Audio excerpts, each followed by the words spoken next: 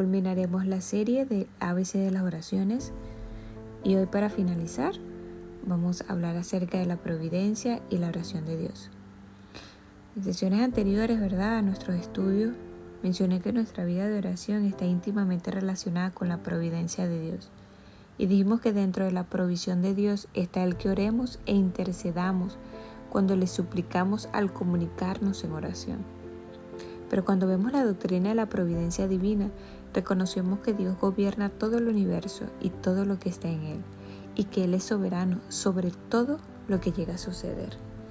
Y tan pronto como empezamos a escuchar con la soberanía de Dios sobre la creación y de verdad examinamos las sutilezas de la doctrina de la providencia, una de las primeras preguntas que encontramos es: si Dios es soberano y si Él gobierna todo lo que sucede, en cierto sentido, ¿para qué sirve entonces orar? ¿Por qué debemos orar en realidad? Y por supuesto la respuesta a esta pregunta es simple. La respuesta fácil, la cual nos satisface a muchas personas, es que Dios no solo ordena los fines del universo y de la tierra humana, sino que también ordena los medios para esos fines. Y así como Él, de forma soberana, tiene un plan de salvación que está desarrollando en la historia, parte de la forma en la que Él lleva a cabo su plan de redención es a través de la predicación de la palabra. Es Dios quien hace que la predicación de la palabra prospere, pero Él usa ese medio para su fin. Por lo tanto, tenemos la responsabilidad, a la luz de la soberanía divina y a la luz de la providencia, de dedicarnos a la predicación. Lo mismo se puede decir de la oración. Dios obra en y a través de las oraciones de su pueblo. Entonces, no es que en el Nuevo Testamento dice Dios es soberano, así que puede recostarte, apoyar tus pies y tomar una siesta y no dedicarte a predicar, orar o a cualquier otra actividad. Y cuando hablo de predicar, me refiero incluso a predicar con nuestras acciones. Por el contrario, es porque Dios es soberano, que nos entusiasma tanto con todo el rol que tiene la oración, porque en su soberanía Él ha diseñado un plan de salvación de tal manera que obrará a través de las oraciones de su pueblo. Y es por eso que la Biblia una y otra vez nos anima. Y no solo nos anima, sino que nos ordena a participar de forma activa en la oración. Entonces surge la pregunta: ¿entonces cambia la oración la mente de Dios? La única respuesta real que puedo dar a esa pregunta es por supuesto que no. ¿Qué podría estar más lejos de nuestra imaginación que tu oración o que mi oración tenga el poder o la influencia para cambiar la mente del Todopoderoso? Pensemos en esto solo por unos minutos y verán que hacer la pregunta es responderla. ¿Por qué? ¿Qué tendría que suceder para que Dios cambiara de opinión? ¿Qué clase de postura tenemos sobre Dios cuando asumimos que Dios ha elaborado un plan y Él tiene un plan A? Y Él está a punto de implementar ese plan que surge de su perfecto conocimiento y de su sabiduría absoluta y de su total justicia e integridad, de modo que es completamente incapaz de tener un diseño malvado y es incapaz de tener un plan tonto. ¿No es así? Entonces, Él tiene su plan A y lo va a implementar, y luego, de repente, algo que no anticipó ocurre. Y tú empiezas a orar y dices: Dios, ¿podrías por favor cambiar un poco este plan? Preferiría que lo hicieras de una forma diferente. ¿Has considerado esto o has considerado aquello? Y de repente te vuelves el consejero que guía a Dios y consigues que Él cambie de opinión tanto que lo persuade de su plan que no era bueno. ¿O le das información con la cual Él no contaba antes de que hablaras con Él? Piense bien, ¿qué clase de Dios tenemos si creemos que tenemos que informarle de los detalles de lo que está sucediendo aquí abajo? Las Escrituras nos dicen que el Señor sabe lo que necesita antes de pedirlo. ¿Cuál es la conclusión, amados? Por lo tanto, ¿no necesitamos molestarnos en pedirle? ¿No es eso increíble? que el Padre que lo sabe todo sobre ti, sobre mí, Él conoce cada cabello de tu cabeza y de la mía. Él conoce cada pensamiento de tu mente, cada palabra, incluso antes de que salga de tus labios y los míos. Él sabe lo que vamos a pedir antes de que lo digamos. No hay ningún lugar donde podamos escapar de su presencia. Él conoce por dentro y por fuera. Él sabe lo que necesitas. Pero aún así dice, ven y dime lo que necesitas. Amados, cuando Él hace eso, no es para su beneficio, no es para su educación y no es para su edificación. ¿Para qué Él lo hace, amados? La respuesta es obvia, ¿no? Cuando nos pide que vengamos y le digamos cuáles son nuestras preocupaciones y nuestras necesidades, nos está invitando a la sagrada presencia del Todopoderoso en el cielo mismo, a decir, ven y habla conmigo para nuestro beneficio. Porque nos alejamos de esa comunicación, de esa experiencia de hablar sobre nuestras necesidades y preocupaciones ante el Señor, animados y en paz, porque hemos estado con Él en esa conversación. Pero no nos adulemos hasta el punto de pensar que nuestra sabiduría es mayor que su sabiduría, o que nuestro conocimiento es tal que podemos darle información que Él no tenía antes. De nuevo, cuando doy este tipo de respuesta a la gente a la pregunta, ¿cambia la oración la mente de Dios? Cuando digo no cambia la mente de Dios, porque la mente de Dios sabía lo que iba a orar antes de que lo oraras. Y este conocimiento lo tenía en cuenta en su plan todo el tiempo. Entonces me dicen una vez más, eso suena como que si todo estuviera programado y no hay razón para orar. Hagamos la pregunta de otra manera. No digamos, ¿cambia la oración la mente de Dios? Sino, ¿cambia la oración las cosas? ¿Tiene la oración algún impacto en lo que de verdad sucede? Y la respuesta a esto, según la Biblia, es sí.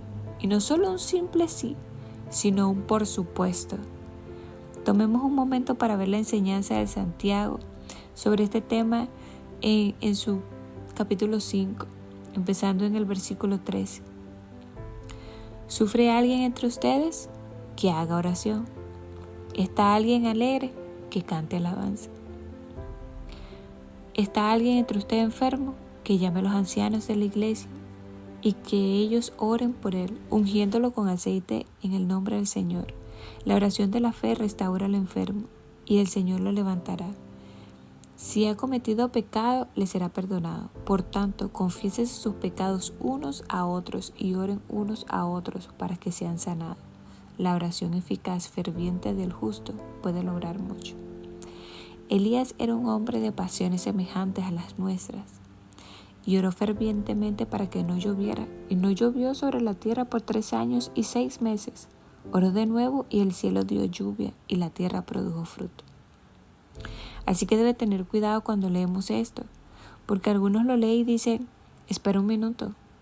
Dice que la oración de fe restaurará a los enfermos, el Señor lo levantará. Como si esto fuera una promesa absoluta a toda petición. Sabemos que en el Nuevo Testamento hubo oraciones de los santos a los que Dios dijo no. Por ejemplo, por inferencia echamos un vistazo a lo que sucedió con Pedro cuando fue arrojado a la prisión y los discípulos se reunieron para orar con fervor por el rescate de Pedro. ¿Recordamos este evento? Y mientras oraba tocaron la puerta. Alguien va a la puerta y abre la puerta y ve a Pedro parado allí. ¿Y qué sucede? Cierra la puerta en su cara y le dice, el fantasma de Pedro está allí fuera. O sea que Dios contesta la oración y cuando la respuesta a la oración está justo delante de tus ojos, todavía no lo crees. Pero es ahí donde vemos cómo la iglesia primitiva oró por la liberación de Pedro y Dios le respondió. Pero la misma narrativa nos habla del martirio de Jacobo. Debemos creer que la iglesia, que los primeros líderes de la iglesia, ¿no oraron por Jacobo? Se nos dice que la epístola de Pablo, de aquellos que habían estado enfermos y no habían sido sanados, incluso Pablo Habló de cómo había orado varias veces por alivio entre el aguijón en la carne. Lo que haya dicho, lo que haya sido, y la respuesta de Dios al apóstol fue: ¿qué? Mi gracia es suficiente para ti. Algunas veces Dios dice no, incluso cuando estamos enfermos. Pero al mismo tiempo lo que Santiago está alentando es: oigan, entendemos, es un hecho que Dios no siempre dice sí, pero no pierdas la oportunidad. Oren por los enfermos, oren por aquellos que sufran, porque Dios contesta esas oraciones. Dios sana a los enfermos, Él alivia nuestro sufrimiento, pero no se presenta como una garantía absoluta. Si ese fuera el caso, quiere decir, y tenga en cuenta, que cada cristiano que vivió en este mundo antes, digamos, solo de estar seguro, en 1890, ha puesto porque los cristianos mueren. No solo los incrédulos, sino que los cristianos mueren. Y cuando los cristianos se enferman, siempre hay cristianos que oran por los cristianos que se enferman. Y en algún momento los cristianos mueren. Y eso era cierto para cada apóstol en el Nuevo Testamento. No hay garantía absoluta de que los cristianos escaparán del sufrimiento, del dolor y de la enfermedad. Lo sabemos. Sin embargo, todavía debemos ser animados, porque hay un impacto masivo en esta oración, de la que Dios a veces sana a las personas y las restaura, y también alivia su sufrimiento. A veces dice sí, a veces dice no.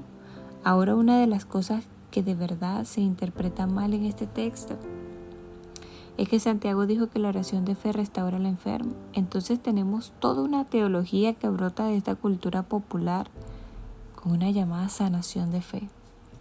De modo que si no eres rescatado de tu dolencia y sanado de tu enfermedad, entonces es obvio que el problema era que no tenías fe. Es totalmente falso. Y si tienen una verdadera fe, nunca estarán enfermos. Siempre serán curados y demás. Dios siempre quiere sanar. Escuchamos ese tipo de teología. Solo tienen que proclamarlo y recibirlo. Y todo eso es una distorsión muy burda del cuadro general de lo que supone que la oración debe ser y hacer según la Biblia.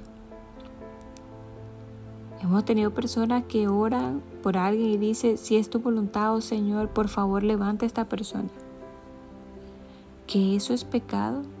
¿Que es una afrenta contra Dios decir sí, la voluntad de Dios? Porque Dios siempre quiere eso. Les digo, espera un momento. Si es una falta de fe decir si tu voluntad, que dice eso sobre la actitud de la oración de Cristo en el huerto de Getsemaní, el maestro más grande que hemos tenido y que tenemos sobre cómo orar es Cristo mismo. Y cuando se vio cara a cara ante su gran pasión, su sufrimiento final, porque ninguno de nosotros puede imaginar lo que era tener la copa de la ira de Dios delante de Él. No podemos imaginar eso. Y Él, en agonía, sudando gotas de sangre, está sobre su rostro delante de Dios en el huerto del Getsemaní y dice: oh Dios, oh Señor, si es tu voluntad, deja que esta copa pase de mí. ¿Fue eso un acto de incredulidad por parte de Jesús? De ninguna manera, amados. Y se apresuró a añadir: pero que no sea mi voluntad, sino la tuya. La cual también se menciona en Santiago, esas dos pequeñas palabras. No digas que vas a hacer algo la próxima semana o el próximo mes o el próximo año sin decir al mismo tiempo: sea tu voluntad. Si Dios quiere, te veré la próxima semana. Puede que Dios no quiera. Dios puede llevarme antes de ese día, o Dios puede inmovilizarme sobre mi espalda e incapacitarme para que los planes que he preparado para la próxima semana no se lleven a cabo, porque Dios no quiere. Como ven, la oración fiel, la fe verdadera, lo que la fe es en esencia, es confianza. Y la oración de fe es una oración que confía en Dios para el resultado. Incluso si Él dice no, esto no es lo que Jesús nos enseña en el Getsemaní, pero que no se haga mi voluntad sino la tuya. De modo que si quieres que tome esa copa, Voy a confiar en ti mientras bebo de la copa. Esa es la actitud de Job. Aunque él me mate, en él esperaré. Una vez más, volvemos al inicio de la premisa de lo que estamos repitiendo, que cuando oramos, recordemos con quién estamos hablando. Recuerden de quién es aquella voluntad que es soberana, y la voluntad de Dios no siempre estará de acuerdo a mi voluntad. Y no les agrada eso, porque si lo quisiera, eso me haría a Dios. Y les garantizo que sería un sustituto muy pobre para el que yo ocupa ese cargo. Decir, entonces, si es tu voluntad, no es un acto de incredulidad, es un acto de confianza, confiar en Dios y en su voluntad. Sin embargo, habiendo dicho todo esto, una vez más, Santiago no nos permitirá entregarnos al fatalismo, porque solo decimos, ¿qué será? Será lo que será y será. Y no tengo que estar haciendo oraciones serias. Pero continúa diciendo que la oración eficaz o ferviente del justo puede lograr, ¿qué? Todo, ¿no? Puede lograr mucho. Y eso responde a la pregunta, ¿cambia la oración las cosas? Sí, un montón de cosas. ¿Sirve para algo? Sí, sirve de mucho. Pero una vez más, Él lo dice que la oración despreocupada, casual e insípida de una persona injusta sirva de mucho. Es la oración eficaz la que sirve, amados. La oración ferviente de una persona justa, una persona hablando en términos relativos, que con respecto al fervor de la oración, bueno, no es que tengamos una escala del Richter que mida la intensidad emocional de cada oración, pero el fervor significa orar con cierto grado de pasión, y esa pasión debe estar en la relación proporcional a la severidad de la necesidad y la seriedad de la causa. No se trata de llorar, gritar o de montar un show en la iglesia el domingo por la mañana para exhibir la pasión sobre quién va a ganar el partido de fútbol en la tarde. No, la oración apasionada debe cuadrar con las necesidades serias y severas. Vemos otro comentario sobre la importancia del fervor de la oración en la parábola del juez injusto. A veces llamamos esta parábola la vida inoportuna. ¿Recuerdan la historia? Jesús dice que había un juez en cierta ciudad que no consideraba ni a Dios ni al hombre. Y estaba esta pobre mujer que había sido agraviada y llegó a la puerta en búsqueda de justicia, pero el juez no tenía tiempo para ella. Estaba demasiado ocupado y no quería que lo molestaran con ella, pero ella siguió llamando a la puerta. Ella seguía pidiendo ser escuchada. Ella persiguió esa oración hasta que al final él no pudo soportarlo más, y solo para quitársela de encima, para deshacerse de esa peste, escuchó su caso y la despidió. ¿Y qué dice Jesús? ¿Cuál es el punto de la parábola? ¿Cuál es el punto de la parábola? Jesús nos dice bien, al final, que esta mujer molestó a este juez corrupto hasta que al final obtuvo lo que quería. Así tienes que molestar al juez injusto que gobierna en el cielo y la tierra hasta que por fin pueda obtener una audiencia. Ese no es su punto, amados. Su punto es este. Si incluso los jueces corruptos de este mundo de vez en cuando escuchan las oraciones de alguien, ¿cuánto más el verdadero juez del cielo y de la tierra, que no tiene corrupción en él, en lo absoluto, escuchará tus oraciones, mis oraciones, y hace la pregunta retórica? ¿No reivindica a Dios a sus elegidos que claman a Él día y noche? De nuevo, Jesús está hablando de la eficacia de la oración. De hecho, al principio nos dice, Jesús le contó una parábola para enseñarle que ellos debían orar en todo tiempo y no desfallecer. Ese era el punto de esta parábola. Ese es el punto de esta serie que queremos enfatizar, lo que Jesús enseñó en esa parábola, que siempre debemos orar y no desfallecer. Y si de vez en cuando nos sentimos al borde de desfallecer, y si sentimos que estamos a punto de rendirnos, lo más probable es que hayamos sido flojos en nuestra oración. Porque hay una correlación entre la oración, el coraje, la oración y la esperanza. La próxima vez que estés esperando en desfallecer, Recuerda que la oración ferviente y eficaz de una persona justo puede mucho. Y es un mandato, pero de nuevo, es uno de los mayores privilegios que Dios le ha dado a su pueblo, que podamos venir a Él cuando nadie más le importa y nadie más quiere escuchar. A Él le importa y Él escuchará. Gloria a su santo nombre. Amén. Gracias, amados, por escuchar esta serie. Le pido que se suscriban, que le den me gusta y que puedan compartirlo. El Señor les bendiga. Próximamente estaré publicando otro video donde estaremos haciendo ya oraciones propiamente con lo que hemos estado aprendiendo. Bendiciones, amados.